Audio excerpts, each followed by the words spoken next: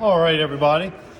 You saw when I primed this, I told you I wanted to keep the primer away from the tape edge. I said it's still going to leave a line, and that's just line and overspray. But you won't be able to hear it.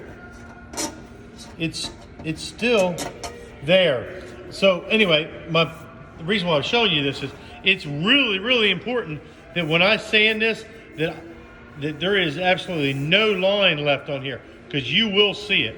I'm going to block this with 320 on a block, and then I'm going to pick up a piece of 500 and go from there. Basically, I put that guide code on there yesterday, and it's going to show any imperfections. If any of them show up on here, I will I'll show them to you. But I don't want, like I said, I'm going to keep this short. Okay, guys, let me show you something.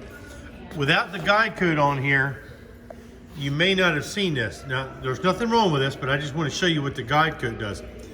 See those scratches, how they show up where I've sanded and it leaves the guide coat down in the scratch?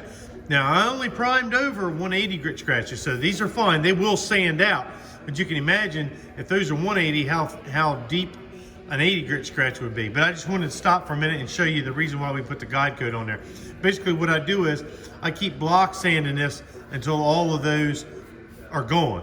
And then remember me telling you about the line up there, no line? See, now I've feathered all that line out, so that shouldn't be a problem. Okay, it's all blocked out and everything. I broke through the primer in some areas. That's not a big deal, because I'm going to shoot another coat of surfacer over it when I fix the bumper over there. This is the bumper. Remember we took it off in the first video? What I have to do is I got to feather edge all this out. I'll probably feather it out with a DA. That's it's where it's knocked the paint right down to the urethane plastic underneath. It may need a little bit of filler in it, but it probably just feather out, and it's going to need several coats of primer. And when I do that, I'll just prime that fender over there again. All right. What I've done here is I've got a piece of 320 grit sandpaper on a DA, and we're going to feather this out. I mean, you can do it by hand, but the DA is going to do a better job. You got to be careful not to, as always, keep these things as flat as possible, because it can dig into the plastic that's underneath of there. So I'm going to feather this out. Bring that down a little bit.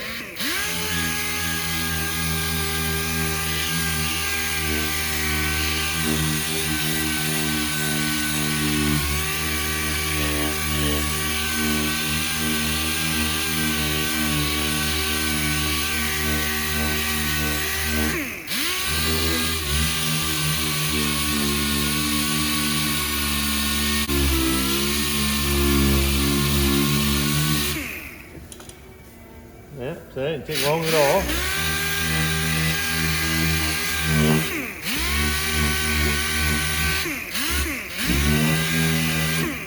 You want to avoid, unless you have to, going anything coarser than like a 180 grit paper on these bumpers, because it'll eat into this plastic and it'll make it stand up, make it kind of fuzzy, and you have to prime it a couple times to get it to sand smooth. But this is 320, and as you can see, it's just fine. I'm going to do the same thing down here to these that I did up there. Okay, get up close there. It's all feathered out. It's going to be fine. Now what I'm going to do is I'm going to take a piece of 500 by hand, and I'm going to sand around this area right now, and then I'll get it taped up ready for paint. All right, guys, I have gone around this area with 500 by hand. I'm going to take a scuff pad. This part right here is where it clips into the car, and paint's gonna hit that, so you want it to stick. If not, when you were to slide this in, it could possibly peel that paint back, and you don't want that to happen. The edges is where your biggest problem is always on a paint job. That's why we take a lot of the stuff off instead of taping it up so that we can get behind it and sand. Because once it starts peeling, sometimes it wants to keep on doing it. So now, I'm just gonna blow this off and I'll get it all masked up. All right, I've wiped all this down with Prep Solve. It's good. I'm going to put a nice light first coat on. I mainly just want to get the area that I've feathered out. Now, we'll go over and reprime this fender. Put another coat on here, or reprime it.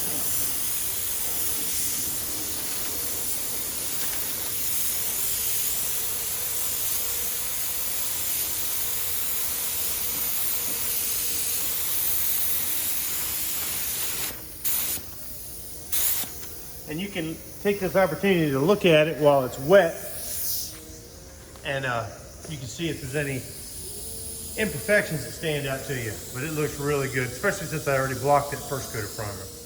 All right, it's been about 5 minutes. It's flashed off. Let's put another coat on here. Remember, I know I've said it, I'm going to keep saying it.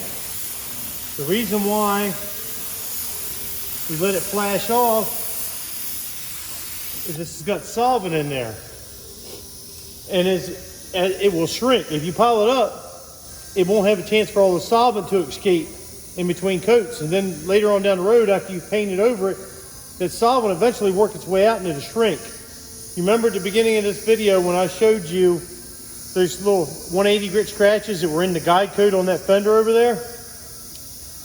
What would happen if I had piled that primer up, even though I sanded it smooth? Later on down the road, those would shrink in and they would show up in the paint. I know that sounds weird, but it's what will happen. Promise. We'll put one more coat on this fender here.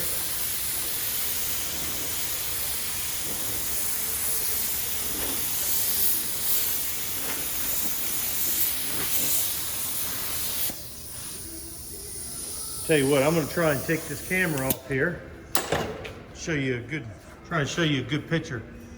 If you can see, using the shine in the primer,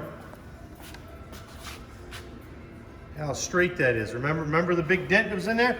Hey, and see that body line right there? How nice that is? That's what we're looking for. This thing's gonna turn out nice.